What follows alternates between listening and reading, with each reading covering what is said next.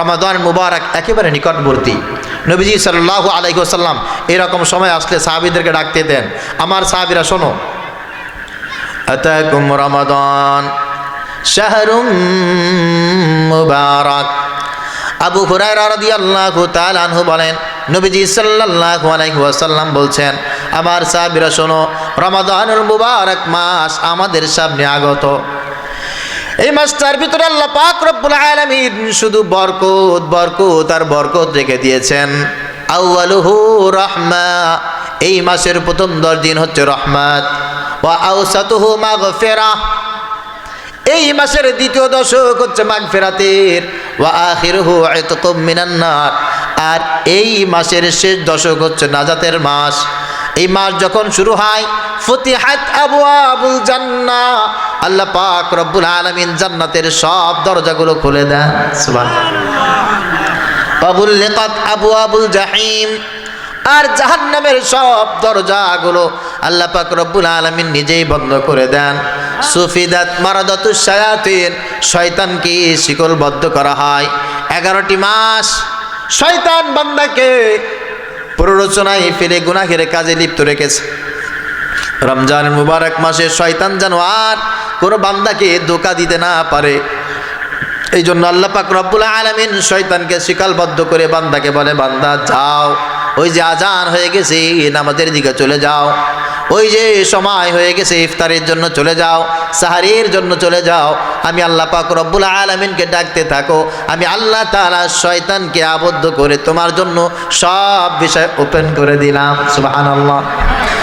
নবীজি সাল্লাল্লাহু আলাইহি ওয়াসাল্লাম বলেন, একজন রোজাদার ব্যক্তি, নারী পুরুষ, রোজার মাসে রোজার হক আদায় করে যদি রমাদান মুবারক অতিবাহিত করতে পারে, আল্লাহ পাক রব্বুল আলামিন তার জীবনে ঘটে যাওয়া সব গুনাহগুলো বিনা হিসাবে ক্ষমা করে দেন। আবু হুরায়রা রাদিয়াল্লাহু তাআলা আনহু থেকে বর্ণিত, মান সামা রমাদান ঈমানান ওয়া ইহতিসাবা গুফিরা লাহু মা তাকদ্দামা মিন যামবি। নবীজি সাল্লাল্লাহু আলাইহি ওয়াসাল্লাম বলেন, ঈমানদার নারী পুরুষ যদি রমাদানের মুবারকের হক আদায় করে রোজা রাখতে পারে, রমজান অতিবাহিত করতে পারে, এখন যদি নিয়াত করেন আর রমজান যদি হায়াতে আপনি নাও পান, আল্লাহ পাক রব্বুল আলামিন আপনার তামাম জীবনের সব গুনাহগুলো ক্ষমা করবেন। সুবহানাল্লাহ। ওয়ালা খুলুফু ফাফিস সাইমি ইয়াতিয়াবু ইনদাল্লাহি মিন রিহিল মিস্ক, সারা দিন না খেয়ে থাকার কারণে টক্সিন জাতীয় একটা গ্যাস আপনার পেট থেকে নির্গত হয়ে মুখ দিয়ে বের হবে, দেখবেন মুখের ভিতরে একটা দুর্গন্ধ চলে আসবে। নবীজি সাল্লাল্লাহু আলাইহি ওয়াসাল্লাম বলেন, আল্লাহ পাক রব্বুল আলামিনের কাছে এই আসমানের নিচে জমিনের উপরে এর চাইতে সুঘ্রাণ আর কোনো কিছু নাই রোজাদারের মুখের থেকে রোজা রাখার কারণে যেই দুর্গন্ধ বের হয়। আল্লাহু আকবার। তার কারণটা কি? তার কারণটা হচ্ছে কুল্লু আমাল ইবনে আদম লাহু ইল্লা সাইমুন, প্রত্যেকটি আদম সন্তান যে ইবাদত করে না কেন এটা তার জন্য, নামাজ তার জন্য পড়ে, হজ তার জন্য করে, যাকাত তার জন্য দেয়, প্রত্যেকটি আমলের জন্য এক একটা সওয়াব নির্ধারিত আছে। ফাইন্নাহু লি ইল্লা সাওম, একমাত্র রোজা ব্যতীত। তার কারণটা হচ্ছে রোজা আল্লাহ পাক রব্বুল আলামিন বলেন এটা আমার জন্য, ওয়া আনা আজজি বিহি, কিয়ামতের ময়দানে এই রোজার প্রতিদান আমি আল্লাহ তাআলা বান্দাকে নিজ জিম্মায় নিজ হাতে দান করব। আবার এক হাদিসে বলেন, ওয়া আনা উজজাবি, কিয়ামতের ময়দানে আল্লাহ পাক রব্বুল আলামিন জান্নাত যখন ওপেন করবেন, জান্নাত যখন সাজাবেন, আল্লাহ পাক রব্বুল আলামিন সব বান্দাদেরকে সারি সারি দাঁড় করায় বলবেন, ইন্না ফিল জান্নাতি বাবান ইউকালু লাহু আর-রায়্যান, খবরদার এই একটা দরজা, এই একটা দরজা, এই একটা দরজা, সবার জন্য আলাদা আলাদা জান্নাতের ভিতরে দরজা আছে, তবে একটা দরজা আমি স্পেশাল ভাবে বানিয়েছি, এই দরজার নাম দিয়েছি রায়্যান, ফায়াদখুলু মিনহু সাইমুন, এই দরজা দিয়ে কেবলমাত্র শুধুমাত্র একমাত্র যারা রোজাদার তারাই এখান দিয়ে প্রবেশ করবে। সুবহানাল্লাহ। যারা রোজাদার এই রায়্যান নামক দরজা থেকে শুধুমাত্র তারাই প্রবেশ করবে, আর কেউ প্রবেশ করবে না। ওখান থেকে প্রবেশ করার পর আল্লাহ পাক রব্বুল আলামিন বলবেন, বান্দা অনেক কিছু জান্নাতের ভিতরে আছে, তবে হ্যাঁ তোমার জন্য আমি আল্লাহ তাআলার তরফ থেকে একটা ঘোষণা, রোজা আমার জন্য রেখেছো, আর আজকে ওই রোজার প্রতিদান আমি আল্লাহ নিজেই। সুবহানাল্লাহ। একজন বান্দা দুনিয়ায় বসে তার নজরকে হেফাজত করতে পারে না, কানকে হেফাজত করতে পারে না, হাতকে হেফাজত করতে পারে না, পাকে হেফাজত করতে পারে না, যৌবনকে হেফাজত করতে পারে না। সব জায়গায় গুনাহ কোনো না কোনোভাবে হয়েই যায়, ঠিক কি না? কোনো না কোনোভাবে হয়েই যায়।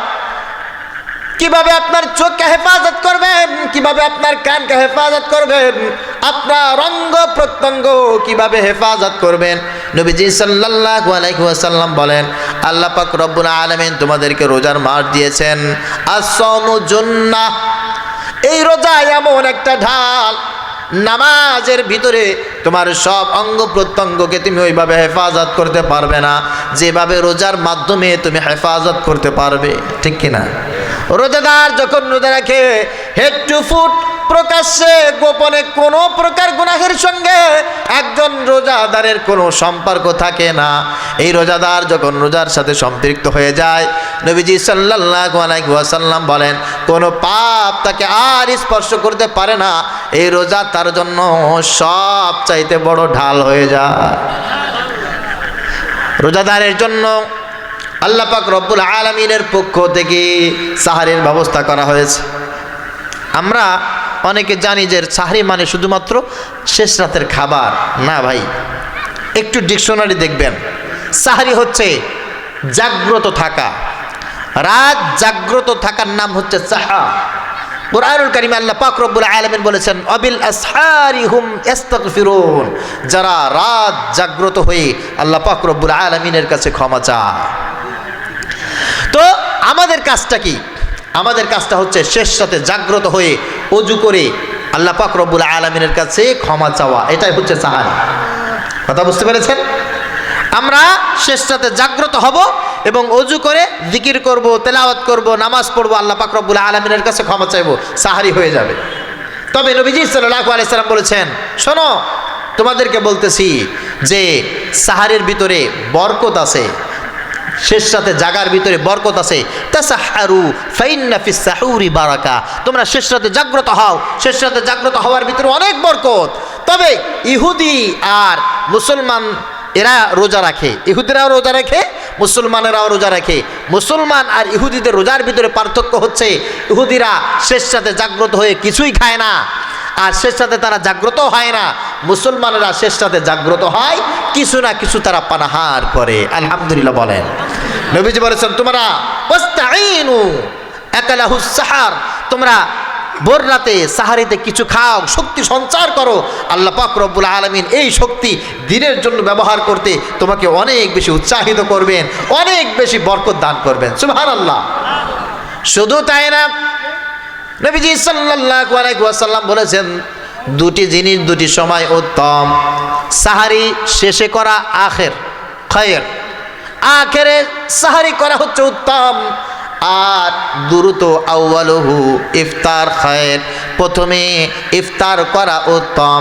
তার মানে হচ্ছে, মনে করেন 5:15 হলে ইফতারের সাহারির টাইম শেষ, 5:15 আপনি সাহারি করতে শুরু করবেন 4:30টার পরে, একেবারে শেষ সময় আপনার সাহারি করা শেষ, আপনি একটু তাসবিহ তাহলিল পড়তে পড়তে আযান হয়ে যাবে, মসজিদে যে নামাজ আদায় করবেন, এটাই উত্তম। আর ইফতারের সময় আযান দিয়ে দিবে, মনে করেন 5:36 ইফতার, আপনি 5:36 বেজে গেলে, কিরে মসজিদে এখন পর্যন্ত আজান হচ্ছে না কেন, ওই দেখো তো আজান দিয়েছে কিনা, এত কিছু আপনার দেখার দরকার নাই। 5:36 হয়ে গেছে, আপনি সঙ্গে সঙ্গে ইফতার করে নেবেন, এটা হচ্ছে আপনার জন্য উত্তম। মনে থাকবে। আরেকটি কথা আমি আমার তরফ থেকে সব জায়গায় বলে দেই, আজকেও আপনাদের সামনে গতানুগতিকভাবে বলে দিচ্ছি, তা হচ্ছে আমাদের এই খুলনা ডুমুরিয়া, খুলনা বাগেরহাটে আমাদের একটা রসম আছে, প্রত্যেকটা মসজিদে ইফতারের আয়োজন করা হয়, ঠিক কিনা? এর ভালো কিছু দিক আছে, খারাপ কিছু দিক আছে। ভালো দিকগুলো তালাশ করতে করতে আমরা খারাপ দিকগুলো একেবারে হারিয়ে ফেলেছি, একেবারে খারাপ জিনিসগুলো হারিয়ে ফেলেছি। পুরুষ মানুষেরা অনেক ক্ষেত্রে মসজিদে ইফতারের আয়োজন করার কারণে মা, বোন, স্ত্রী, সন্তান কি ইফতার করে এই খোঁজখবর অনেকে রাখতে সময় পায় না। কেন রে ভাই, কেন? আপনি আপনার মায়ের জন্য, বাবার জন্য, স্ত্রীর জন্য, সন্তানের জন্য উত্তম ব্যবস্থা বাসায় করবেন, তারপরে আপনি বাহিরে ইফতারের জন্য চিন্তা ফিকির করবেন। কথা ঠিক? আপনি মসজিদে 1 কোটি মানুষকে ইফতারি করাইলেন। কত মানুষ? যেটা আপনার পক্ষে সম্ভব না, 1 কোটি মানুষকে আপনি ইফতারি করাইলেন। আর আপনি আপনার বাসায় মা আছে, বাবা আছে, বা আপনার স্ত্রী আছে, আপনার সন্তান আছে, এদের কাউকে একজনকে আপনি ইফতারি করাইলেন। বলেন তো কাকে ইফতার করালে সব বেশি হয়েছে? কত সহজ।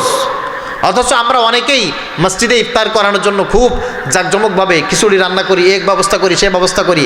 আমার মায়ের জন্য, আমার বাবার জন্য, আমার স্ত্রীর জন্য, আমার সন্তান, আমার ভাই, আমার বোনের জন্য উত্তম ইফতারির ব্যবস্থা করতে পারি না। এটা দোষণীয় অপরাধ, খবরদার এই কাজ কেউ করবেন না।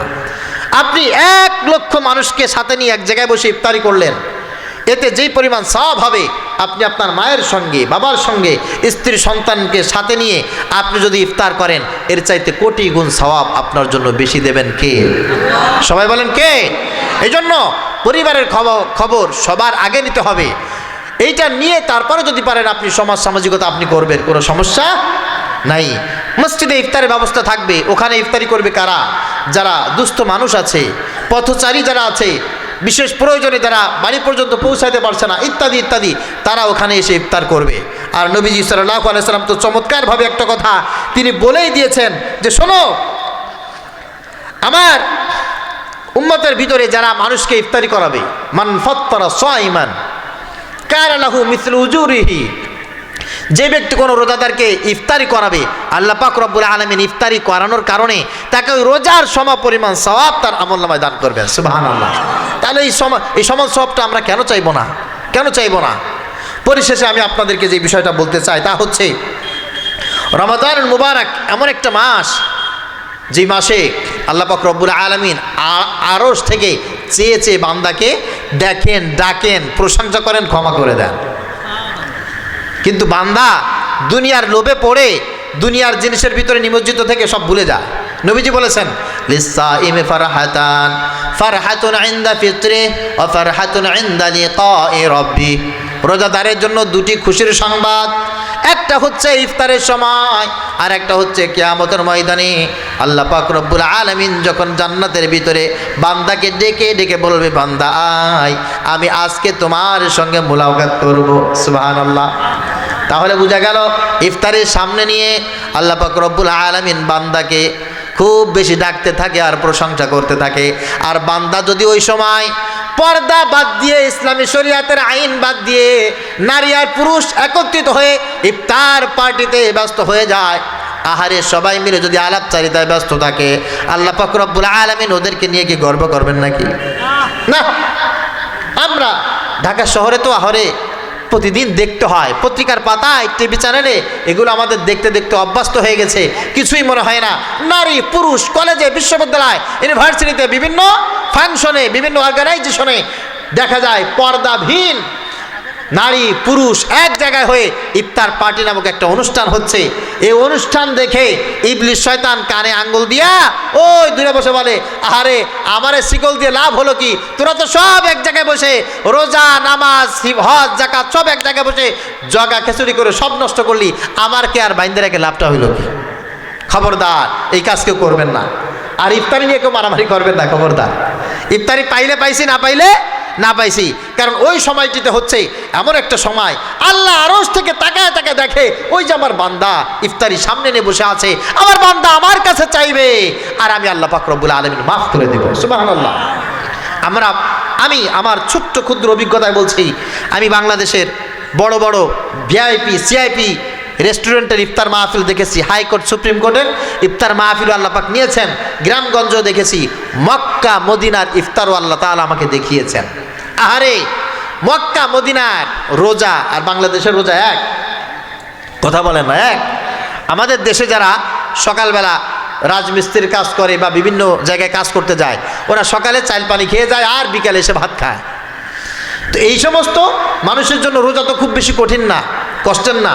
যেখানে গেলে 10 মিনিট এক জায়গায় দাঁড়িয়ে থাকা যায় না। আমাদের হজের সফরে বছর ছিলেন মৌলানা নাসির উদ্দিন গোপালগঞ্জ, হুজুরকে চেনেন না আপনারা? হুজুর আমাকে বলছিল যে মৌলানা, এই আমাদের বাংলাদেশে যারা গজল গায় যে মদিনারি ধুলিবাড়ি মাখবো আমি গায়, ওদেরকে আইনা এই মদিনার এই রাস্তায় 10 মিনিট শোয়া রাখতে হয়। 10 মিনিট শোয়া রাখলে 10 মিনিট পরে দেখবেন যে একেবারে শুটকা হয়ে ফেরাউন হয়ে গেছে, শুকায়া ফেরাউন হয়ে গেছে, শুটকি হয়ে গেছে। এত উত্তপ্ত আবহাওয়া, সেখানে সহ্য করা যায় না, পাড়া দিতে পারবেন না আপনি। ওইখানে কোনো মানুষ যদি 14 ঘন্টা 15 ঘন্টা রোজা রাখে, ওই রোজার আমাদের রোজা সমান না। খেয়ে উত্তপ্ত আবহাওয়ার ভিতরে যারা রোজা রাখে, আমি তাদের রোজা দেখেছি, ইফতারি যখন সামনে আসে, কিসের আশা ভরসা, কোটি কোটি টাকার মালিক ইফতারি সামনে নিয়ে আল্লাহর কাছে দুটো হাত ধরে কান্নাকাটি করছে, আল্লাহ আল্লাহ আমি রোজাদার, আমার দিকে তুমি চেয়ে আছো, আল্লাহ তুমি আমাকে দেখছো, আল্লাহ আমাকে ক্ষমা করার জন্য তুমি অপেক্ষা করছো, হে বান্দা জীবনে সুযোগ পেয়েছো, এখন আমার কাছে চাও। রব আমি ইফতারি সামনে নিয়ে তোমার কাছে চাইছি, দুনিয়ার কোনো মানুষ জানে না, দুনিয়ার কোনো মানুষ খোঁজখবর রাখে না, আমি তোমার গোলাম, আমি তোমার কাছে চাচ্ছি, রব তুমি আমাকে ক্ষমা করে দাও। আমরা পারবো না ইনশাল্লাহ এরকমভাবে আল্লাহর কাছে মাপ চাইতে? আল্লাহ পাক রব্বুল আলামিন আমাদের সবাইকে তৌফিক দান করুক, সকলে পড়ি আমিন। অনেক ভাইয়ের রোজা রাখতে সমস্যা হয়, সবর করতে পারে না, ক্ষুধার যন্ত্রণা সহ্য করতে পারে না। ভাই একটু নিয়াত তো করা যাবে নাকি? অনেকের পরীক্ষার কারণে, বিভিন্ন চাকরির কারণে, ট্রেনিংয়ের কারণে অনেকে নিয়াতই করে না, নিয়াতই করে না যে রোজা রাখবো। আপনি যে সেই পর্যন্ত বাঁচবেন এরকম তো ওয়ারেন্টি গ্যারান্টি আছে? রোজা রাখতে গেলে সবর দরকার। নবীজি বলছেন রমাদান শাহরুস সবর, রমাদান মুবারক হচ্ছে ধৈর্যের মাস, ও সাওয়াবুস সবর আল জান্নাহ, আর ধৈর্যের প্রতিদান আল্লাহ পাক রব্বুল আলামিনের কাছে একটাই, তা হচ্ছে জান্নাত।